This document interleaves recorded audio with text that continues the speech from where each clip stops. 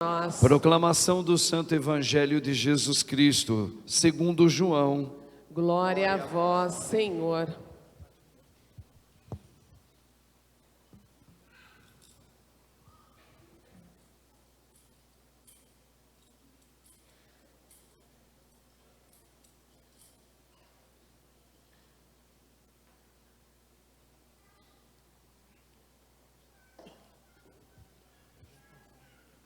No primeiro dia da semana, Maria Madalena foi ao túmulo de Jesus, bem de madrugada, quando ainda estava escuro, e viu que a pedra tinha sido retirada do túmulo. Então ela saiu correndo e foi encontrar Simão Pedro e o outro discípulo, aquele que Jesus amava, e lhes disse: tiraram o Senhor do túmulo e não sabemos onde o puseram.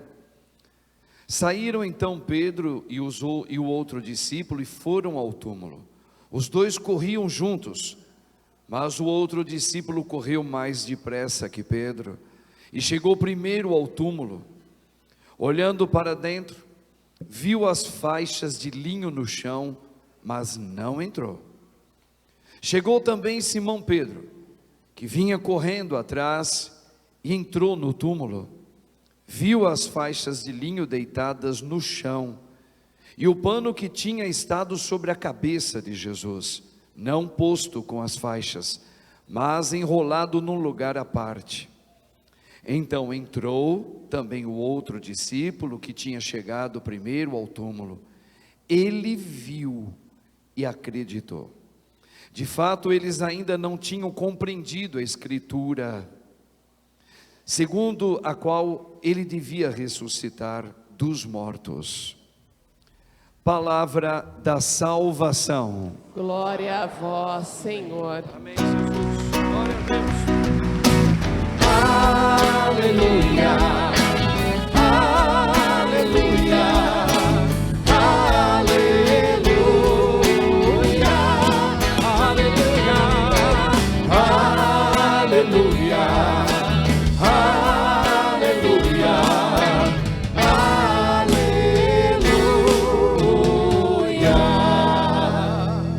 Louvado seja o nome de nosso Senhor Jesus Cristo. Para sempre seja louvado. Rogai por nós, Santa Mãe de Deus. Para que sejamos dignos das promessas de Cristo. Olha, acho que tem 2 carros. Pode sentar um pouquinho, irmãos e irmãs? Um carro, né? Nossa, quanta placa? Parece que tem 2 placas. Não. É um CRV cinza. Está na frente de uma garagem. A placa FKP 9B68. CRV cinza. Está na frente de uma garagem. Placa FKP 9B68. Dá uma passadinha lá. Já aproveita com calma, diz: Feliz Páscoa para todos. Calma, está tudo certo. Já estou aqui, não é? Muito bem. Irmãos, esse é o dia, esse é o domingo, é o mais aguardado de todo o ano, e todos os outros dias é apenas consequência deste, ou da noite que celebramos ontem. Ontem celebramos 3 horas e 20 minutos de celebração, mas foi linda, é vigília mesmo, é horas ouvindo a palavra. Talvez o povo não entenda isso, porque ontem o nome litúrgico é Vigília Pascal.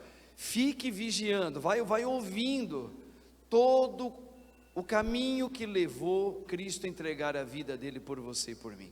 Aí vai contando desde lá do Gênesis até os apóstolos contando. É uma vigília, por isso que demora. 9 leituras ao todo. Lindo. Salmos ontem cantados maravilhosamente. Depois acendeu-se as luzes. E Jesus, a melhor representação de Cristo é esta aqui, o Círio Pascal. Olha que coisa linda. O Círio. O fogo abençoado pelo sacerdote, a cera virgem de abelha, virgem, o novo, o ano em curso 2023, Os cravos colocados. Mas por que o círio, padre? Porque ele ressuscitou. Agora ele não tem mais aquela aparência. Ninguém pode mais tentar explicar como é que Jesus ficou. Então o círio é esse triunfo da ressurreição. Então ontem foi uma bênção. 3 horas e 20 minutos. Foi linda, linda, linda. Mas nos chama a atenção, e eu quero aqui contornar com vocês um pensamento muito importante. Atenção aqui. Nós acabamos de ouvir que Jesus ressuscitou, e ao amanhecer do primeiro dia, tinha alguém lá já na beira do túmulo para ungir o corpo dele, Maria Madalena. Depois, quando ela percebe que a pedra tinha sido tirada, aberta, era o túmulo novinho de José de Arimateia, novo, nenhum corpo tinha sido colocado lá. José de Arimateia, de uma família rica, muito rica, colocou o corpo santo do Senhor lá.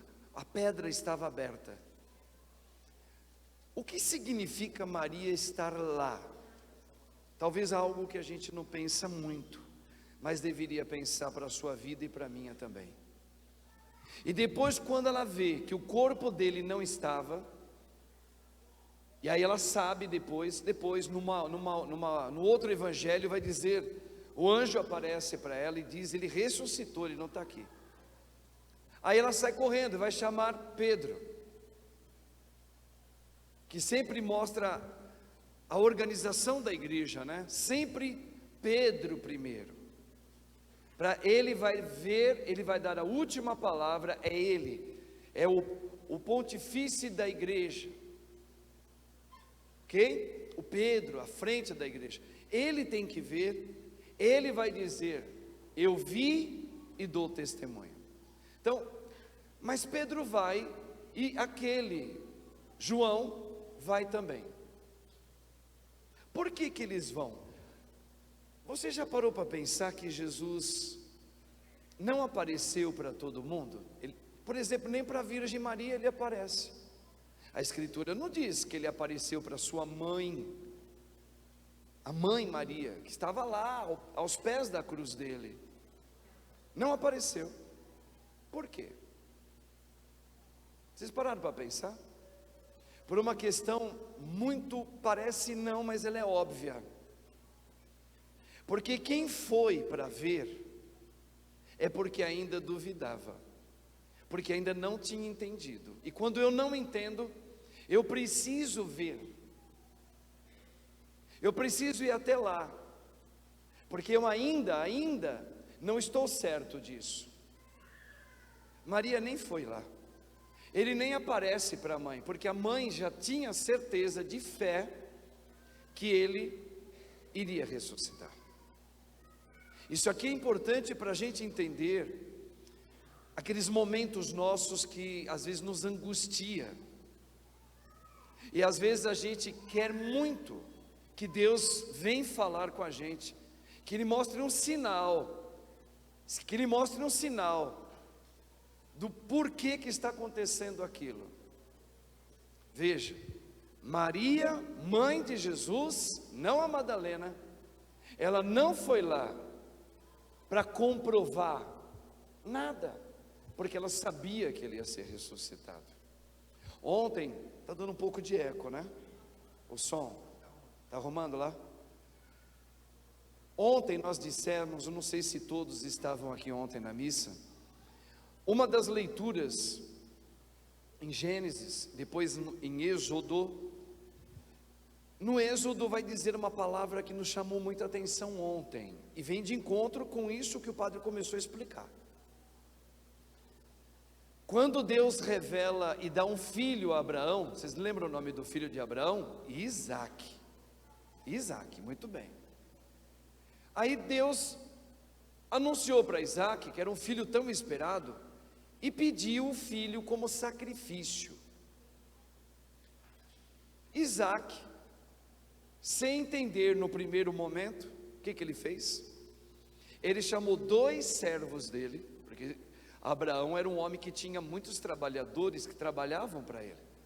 Pediu para que eles acompanhassem, preparassem um jumentinho, para levar, cortar as lenhas, e aqui lenha nos lembra madeira, que nos lembra madeiro, ok? Da mesma maneira, o cajado depois de Moisés, que era um cajado de madeira, que Moisés levanta para abrir o mar, para que o povo passasse, que nos lembra madeira, que vem da cruz de Cristo. Mas aqui é só um adendo. Quando Abraão vai dizer, isso nós falávamos ontem, mas aqui é importante fazer essa memória de novo. Abraão pede 2 servos dele, prepara o burrinho, o jumentinho, corta, manda eles cortar as lenhas, porque ele vai fazer o sacrifício que o Senhor pediu a ele. E o detalhe mais interessante desse sacrifício, é que quando eles vão andando, eles chegam na montanha onde Abraão precisa fazer agora, oferecer ao Pai, a Deus, o sacrifício do próprio filho. E se você ler, depois leia para você não ter dúvida, e está de propósito como está escrito lá. Quando eles chegam ao pé, bem pertinho da planície, Abraão, filho, ele disse para os servos dele: ficai aqui, pegou as lenhas junto com o menino, que Deus falou, sacrifique ele para mim. Mas olha o diálogo que Abraão tem com os 2 servos: ficai aqui, para que eu vá fazer o sacrifício, junto, pegando o menino no colo, e ainda pediu para o menino pegar as lenhas na mão. Ficai aqui, porque vamos fazer o sacrifício, e fique aqui até voltarmos, no plural. Ele não falou até eu voltar. Fica aí, porque eu volto. Ele é um óbvio. Ou então fica aí, porque eu vou. Pronto. Não, ele fala: ficai aí para os servos. E aqui esses servos aqui são importantes, hein? Porque vai vir na sua vida e na minha. É uma palavra de Deus reveladora para você e para mim, que ainda estamos no curso desse deserto. Fica aí, porque nós vamos fazer o sacrifício. Espera, porque voltaremos. Que esperança era essa de Abraão, ao dizer que ele voltaria com o menino, sendo que bateu uma angústia nele, quando o pai pediu o filho, e de repente ele, na hora de um diálogo com os servos, ele diz: espera aí, porque voltaremos. Estranho, não é? Não, não é estranho. É porque o mistério é esse. Abraão sempre acreditou em Deus, mesmo nas demoras, e Deus sempre cumpriu para ele.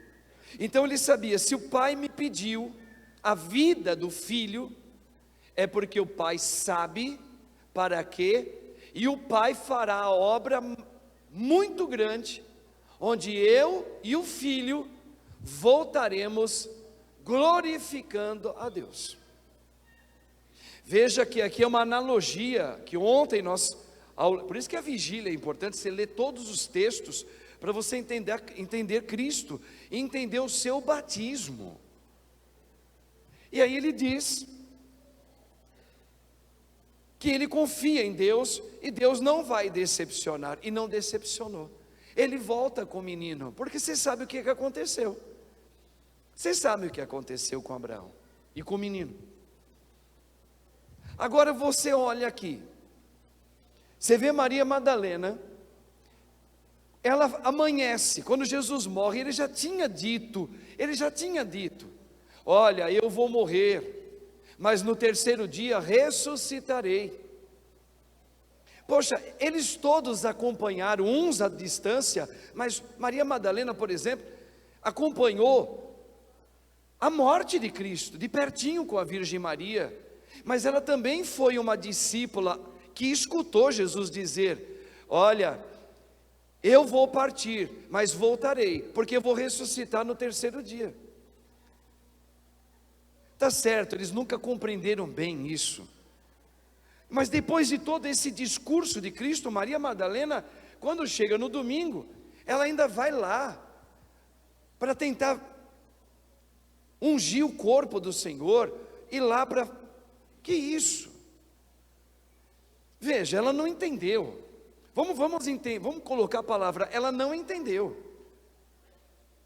Como o pai, quando Jesus morre na cruz, vocês lembram uma das últimas frases de Jesus? Forte: Pai, perdoai-lhes, porque eles não sabem o que fazem. E isso para nós é consolador, viu? Porque quando eu falei isso tudo para vocês nesse trido, quando uma mãe vê que um filho fez uma besteira, fez uma arte errada, uma arte ruim, o pai é bravo. O que a mãe faz? O pai está querendo chamar atenção e às vezes vai dar uma palmada forte no menino. Quantas vezes a mãe fala assim: bem, espera um pouco, é criança, calma, ele é pequeno, vamos conversar melhor com ele, vamos explicar o porquê disso, porquê que, né? Aí se ele desobedecer de novo, aí sim ele merece uma palmada, mas é criança. Então, esse mesmo coração, Jesus, que é Deus, quando ele olha para o meu pecado e para o seu, ele também diz: eu tenho misericórdia, porque eles não sabem o que fazem. Quando eles agem assim, aí a gente deu vários exemplos, né? A gente poderia pegar o teu exemplo, quando você age mal. Aí o padre eu dei alguns exemplos sobre os crimes nas escolas, de quem fez, de quem joga filhinho do prédio, de quem mata o outro, quem mata a professora, quem estupra, quem faz. E a gente julga, e Deus, Jesus, quando Ele nos dá a vida dele, é para a gente ser, é com a esperança de que nós sintamos o que Ele sente, não raiva, ódio, mas misericórdia de quem cometeu o crime também, misericórdia de quem foi a vítima, e misericórdia também, veja, sempre aos dois que Deus tem misericórdia, daquele que foi vítima e aquele que a vitimou, principalmente, como o filho pródigo. Então, quando o pai diz, quando Jesus diz: Pai, perdoai-lhes porque eles não sabem o que fazem, é um alívio na alma, porque Deus entende a minha vida, a sua, porque Ele se fez um igual a nós. Ele sabe o que mas veja, o que acontece no ser humano, mas ele não sabe o que é o pecado, porque ele não conhece o pecado. Por isso que ele virou, quando o soldado foi tentar dar o vinho azedo, vinagre para ele, porque o vinagre na Bíblia, ele tem uma representatividade do pecado. Então quando leva aquele vinho azedo é um símbolo daquele que é pecador. Chega com o pecado, Jesus vira o rosto: eu não tenho nada a ver com o pecado. Mas Jesus se fez homem como nós. Então veja aqui as duas coisas. Sempre Deus olha para os dois lados, para a vítima que sofre, mas para quem faz o crime, principalmente. E aliás, vamos lembrar, eu não vim para quem não precisa de médico, não precisa ser curado. Eu vim para quem precisa ser curado. Pai, eles não sabem o que fazem, está doente. Então, irmãos, quando a gente ainda precisa ir, eu preciso ver, que nem São Tomé, eu preciso ver, se eu não tocar, eu não acreditarei, pois nós somos muito assim. Então, Maria não foi lá para ver, porque Maria, ela tinha uma fé convicta, ele disse, ele cumprirá. Abraão, ele ouviu o pai falar: faça o sacrifício, e aquilo que era horroroso, apesar do choro dele, ele tinha uma convicção de fé. Depois vocês leiam, se vocês quiserem, Hebreus capítulo 11, o autor sagrado, no capítulo 11, em Hebreus. O que tem lá? Está dizendo que essa fé que nós recebemos do batismo, mostra que por ela, que é o Espírito de Cristo, e o mais interessante, de Cristo, porque ele se tornou, Jesus, o homem, se tornou Deus do universo, ele saiu fora do tempo. Então aquele Espírito que movia Abraão, Moisés, etc., e os profetas, é de Cristo, e a carta aos Hebreus está afirmando isso, não é loucura não, está afirmando que é o Espírito de Cristo, que foi fazendo toda a obra da salvação, pela boca de Abraão, de Moisés, de Isaac, de Jacó, de Davi, dos profetas, até chegar nos apóstolos, é Ele. E ali o autor fala, pela fé, Noé ouviu a Deus, pela fé, Abraão saiu da sua terra e foi para onde Deus enviou, não sabia nem para onde era.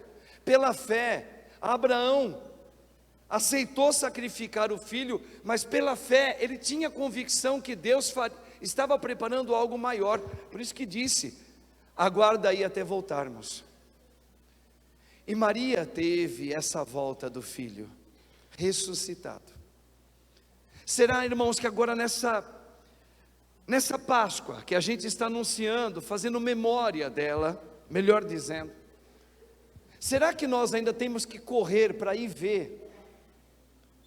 Será que a gente ainda tem que ficar lá, Senhor, por que o Senhor não fala comigo?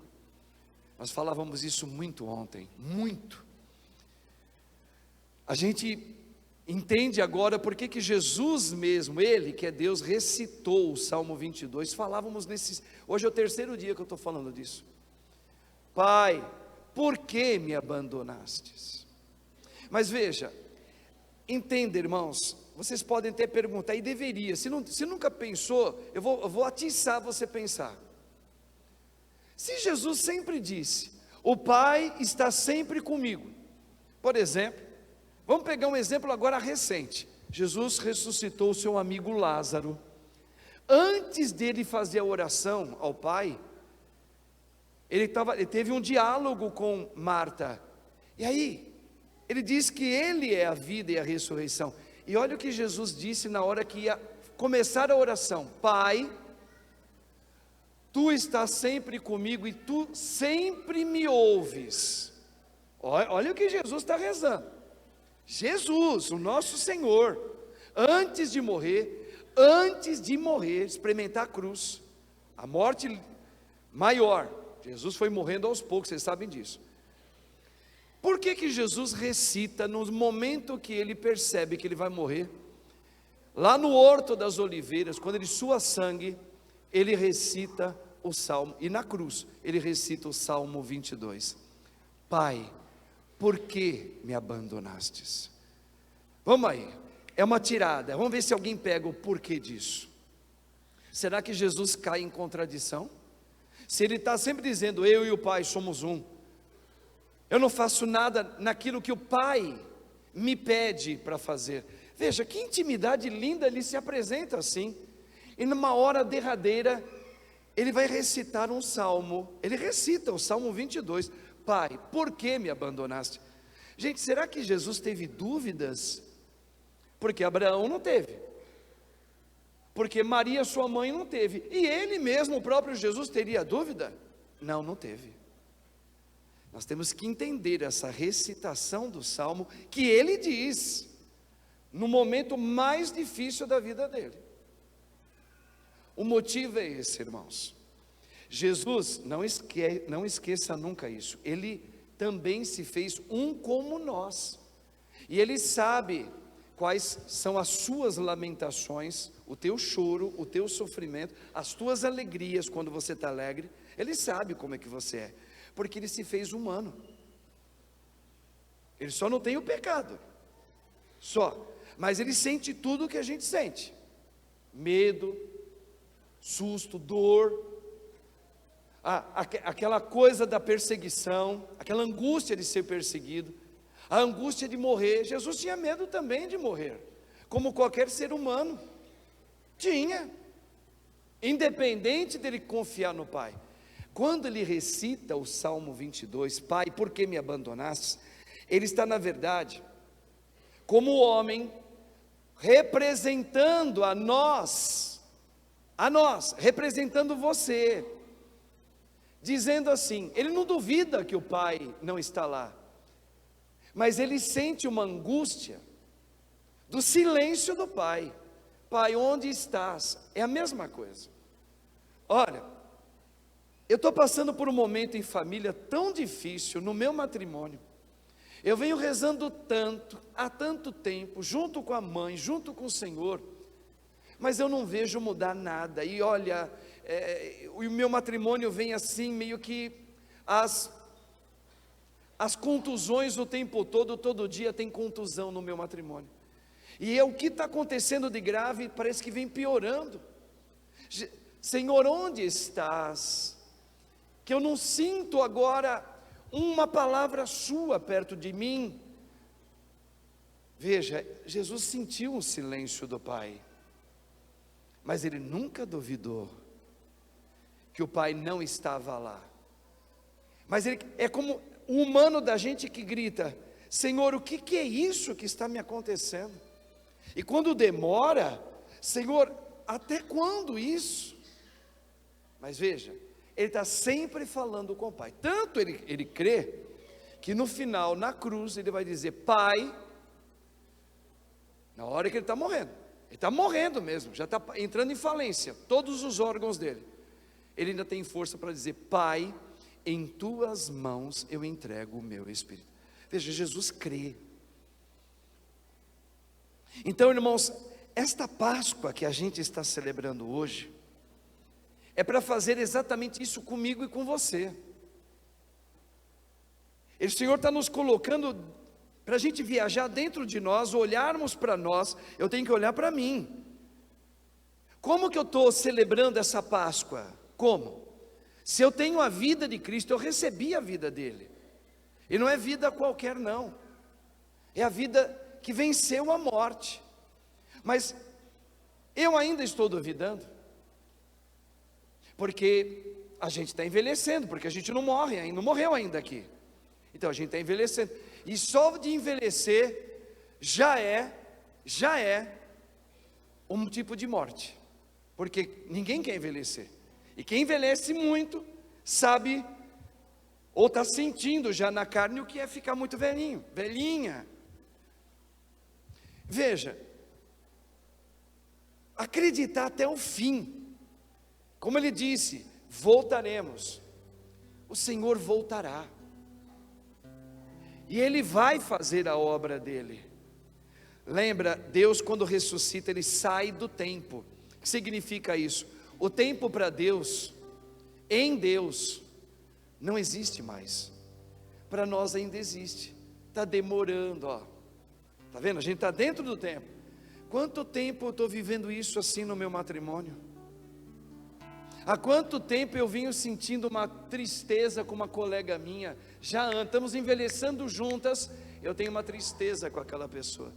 Nós estamos dentro do tempo. E o Senhor está dizendo, quem tem a minha vida, quem experimenta já nesta terra a minha vida, que é uma nova vida que eu vos dou, espera tudo no Senhor, transforma-se numa nova criatura, numa nova vida, eu te darei uma vida nova, transforma você. Mas eu não estou vendo, não precisa mais ver, porque quem tem a vida de Cristo, também a fé, é uma fé que transpassou o tempo, eu acredito sem ver. Olha, tudo isso para falar que Pedro teve que ir lá para ver, Maria Madalena teve que ir lá para ver, João teve que ir lá para ver, e Jesus foi aparecendo. Vocês vão ver que Jesus foi aparecendo para um monte de gente, mas qualquer um não, aqueles que acreditavam, mas ainda tinha algumas dúvidas. Para que ele aparece? Para falar, não duvides. Olha aqui, ó.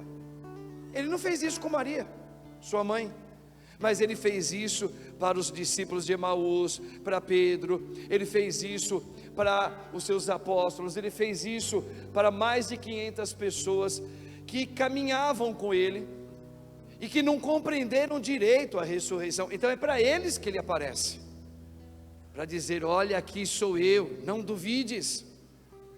É como Abraão disse: olha, espera aí, vai ver. Então nós temos a fé, só que é uma fé que ela está manchada com o seu eu, com as suas dúvidas, com o barulho de vozes do mundo que está dentro de você, e você às vezes duvida. Então, irmãos, pensa nesse dia como um termômetro para você.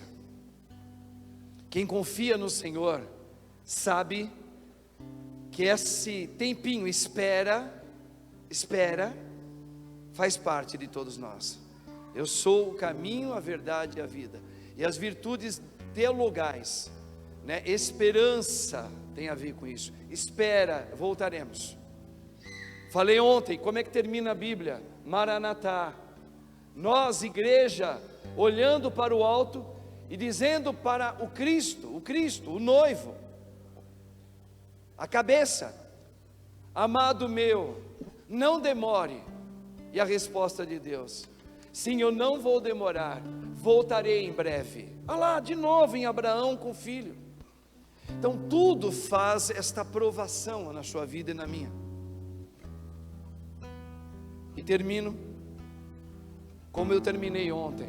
Eu contei uma história ontem, para quem estava aqui, de um arquiteto, de um filme que eu vi, um filme muito antigo, de um arquiteto, para falar que põe no lugar desse arquiteto Jesus, e traz para você no teu batismo do que eu vou falar agora. Eu termino com esse exemplo, uma história de um filme real, não é a história real, é um filme, preto e branco ainda. O filme era assim: o arquiteto, nos Estados Unidos, junto com seus colegas e amigos, se formou numa faculdade, e era moda, como tem moda de hoje, robótica, mexer em internet, né? Você ser hoje o próprio senhor da internet.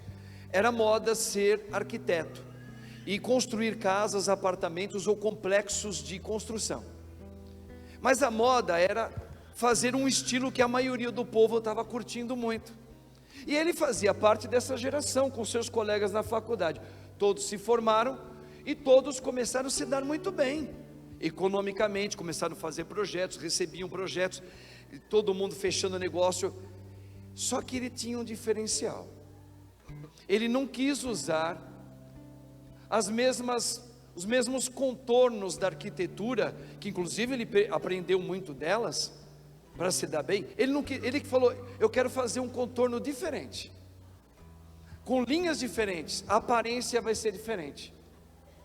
E aí o que aconteceu? Aconteceu que todo mundo estava se dando bem e ninguém dava emprego para ele, porque ele tinha um projeto de arquitetura inovador, inédito, mas ninguém, não chamava a atenção de ninguém. Mas que projeto doido é esse? E os amigos se dando bem, e foram avisando para ele: olha, meu caro, veja, todo mundo aqui fez faculdade com você, está todo mundo se dando bem, cara, você vai continuar apostando nesta ideia. Veja, ninguém vem até você para fechar nenhum projetinho com você. Larga a mão de ser bobo. Ei, acorda, vem para cá, entra com a gente nessa aqui. Olha, aqui é garantia, cara. Vai fazendo raciocínio da vida de Cristo, da tentação do diabo, etc e tal. E ele falou: não, eu não vou me vender não, a minha ideia é essa e acabou. Eu prefiro então não ganhar emprego nenhum, mas eu acredito que um dia vai acontecer de alguém acreditar e querer comprar o meu projeto. Eu falei: então fica aí, seu tonto. Só que num belo dia apareceu um cara doido, um grande empresário muito rico, mas muito rico. Ele era dono de terras e terras e terras, que dava acho que umas 5 fazendas. Só que ele não gostava de coisas que a maioria gostava. Ele queria fazer uma construção inédita, inusitada. Aí alguém falou assim: olha, eu conheço alguém que é um doido, viu? Não fez nenhum projeto. Não, É um cara assim que ele tem uma linha diferente de desenhar a arquitetura dele. Eu quero ir lá. Chegou lá, se apresentou para esse arquiteto e falou: olha, eu quero fazer uma cidade assim, assim, assim. Você faz um projeto para mim? Faço. E fez do jeito dele. Quando fez, o cara também era meio doidão. Falei: eu amei. Vamos fechar isso. Qual é o teu preço? Ele deu o preço. Falei: eu não vou pagar muito mais, porque eu estou encantado com isso. Constrói uma cidade para mim. E ele construiu. Assinou embaixo. E o que aconteceu? Como o cara era muito famoso, muito rico, viu a obra que fez, que ela ficou diferente de todas as outras, começou a chamar a atenção dos outros grandes empresários. Falei: eu também quero. Sabe como é que é? Um vê o outro fazer, eu também quero. Aí vê o outro se dar bem, eu também quero. Não é? Aí começou a ver. Aí falou: mas quem foi que fez esse projeto? Foi fulano de tal. Aí começou. Vinha um, vem outro, vem outro. E o cara começou a ficar milionário também. E aqueles que faziam sempre, muitos estavam bem, mas alguns até daqueles que estavam criticando ele, falou: que seu bobo, sai disso. Entrou numa crise econômica, sendo arquiteto, fazendo daquele jeito antigo, e foi pedir uma ajuda para ele. Por quê? Porque recebeu uma proposta de um cara muito rico, para construir um complexo, num bairro, com prédios, construções, postos de gasolina, etc. Falou assim: mas o cara é muito rico, desenha para mim. Falou para ele. Ele falou assim: um complexo? Sim, eu vou desenhar. Mas ele falou: desenha para mim, você permite que eu, aqui entra Jesus, ó, você permite que eu assine como se o projeto fosse meu? Ele falou assim: sobre uma condição, eu permito. Aí você vai entender o teu batismo. Eu vou te dar o meu projeto, vou te dar o meu espírito. Agora lembra de Jesus. E você vai usar com os seus dons, com a sua mão, você vai assinar, você vai colocar o teu jeito de começar a fazer a obra, só que você não vai mudar uma linha do que está projetado aqui. Nenhuma linha. Se eu fiz a linha assim, você vai fazer a linha assim, na hora de vender o teu projeto. Se eu falar que o negócio é assim, é horizontal em cima, você vai fazer horizontal em cima. Você não muda. Combinado? Combinado. Eu falei: então você pode assinar. E foi. Chegou lá, era um grande empresário com muitos homens, já chegou com marca, com televisão, com tudo. Falou: vamos fazer um projeto, mostra aqui. Aí começou a mostrar, na frente de todo mundo, na televisão, tudo. Os caras: ó, que lindo, que lindo, que lindo. E aquele que deu o projeto, estava longe. Mas alguém ali, que é o dono, o chefão, disse assim: ei, lindo, maravilhoso, amei. Na frente de todo mundo assim: vamos fazer o seguinte, só aqui que eu gostaria que, ao invés de você colocar essa linha que você deixou aqui, põe uma linha um pouquinho mais para cá e arredonda ali só, o resto deixa tudo como você fez. Ele falou: não vou fazer não. Se você quiser meu projeto é assim, rapaz, eu estou te pagando bem, eu vou te dar a última cartada, eu vou dobrar o preço para você, aceita? Eu dobro isso. Se você ia ficar rico, agora você vai ficar milionário. Só puxa um chapeuzinho em cima. E o cara falou: bom, vou ficar milionário, eu vou puxar o chapeuzinho em cima. E o cara começou a ganhar uma grana. Só que aquele que fez o projeto e deu para ele assinar, foi depois de muito tempo ver a construção sendo feita. Já estava sendo feita, levantado, está tudo lá, o esqueletão todo feito, de todo o complexo, num dia sem ninguém ver.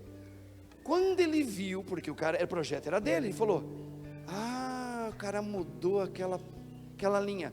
Ah, ele fez, ele fez uma dobra lá. O que ele fez? Pegou uma noite, onde ninguém estava trabalhando na obra, para ninguém morrer.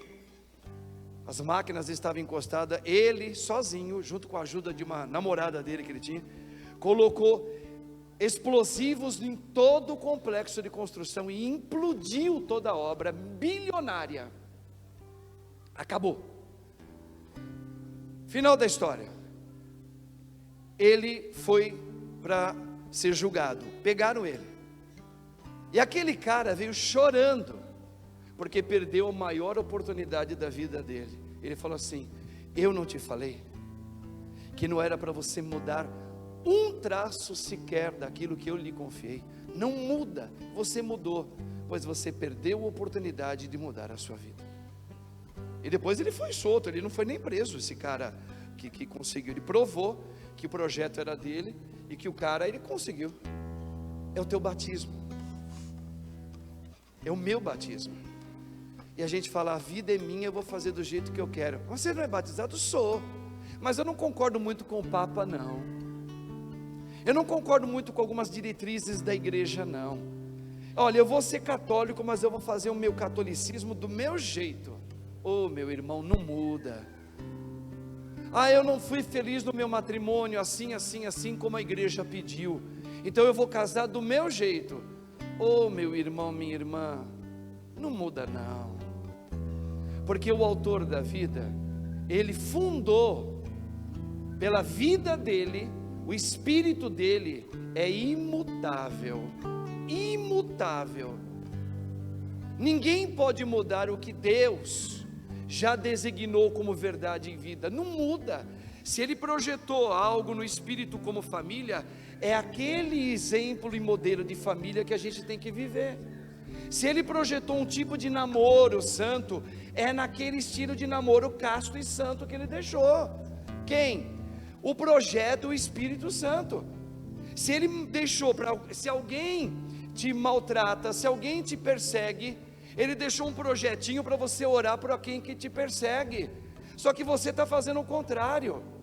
Cuidado, porque você também corre o sério risco de não entrar na vida eterna,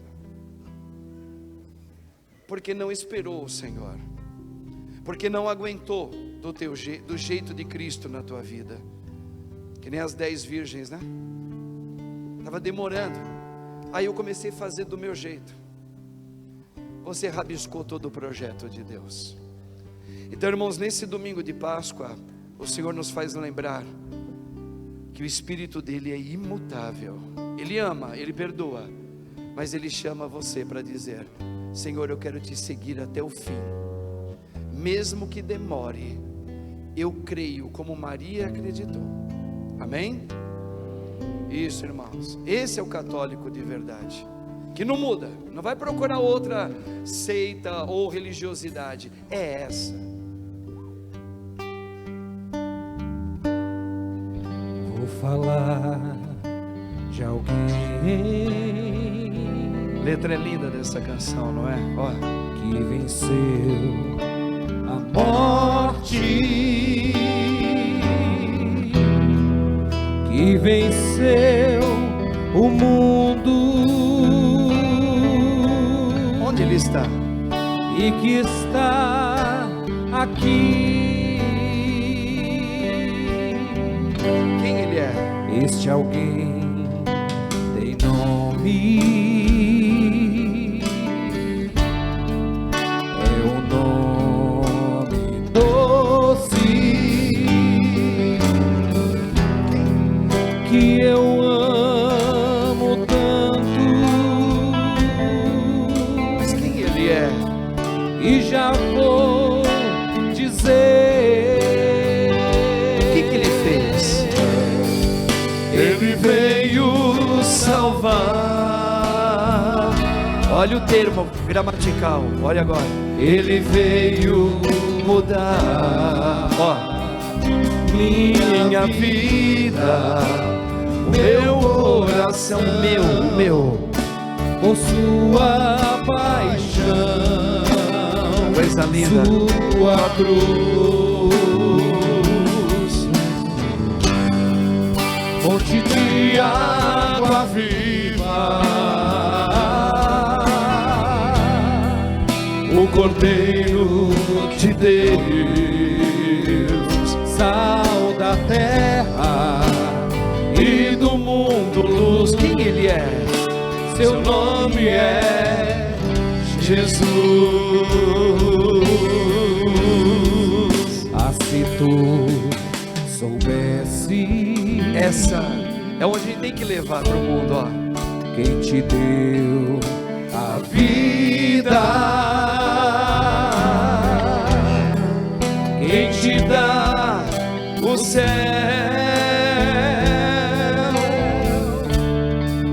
e te quer feliz. pode até demorar um pouquinho. Ah, se eu conhecesse, Se você conhecesse Ele como te conheces, bem antes que tudo, Ele te ama bem antes de tudo viesse a existir, porque Ele é Deus. Ele veio salvar, Ele veio mudar minha vida. Muda, Senhor, meu coração, com sua paixão, sua cruz. Ele abriu o mar da vida para mim. Vai lá. fonte de água viva, o Cordeiro de Deus, sal da terra e do mundo luz. Seu nome é Jesus. Eu conheci. Quem? Jesus.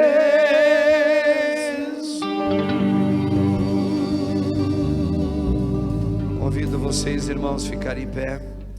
Vamos professar a nossa fé diante desse Deus.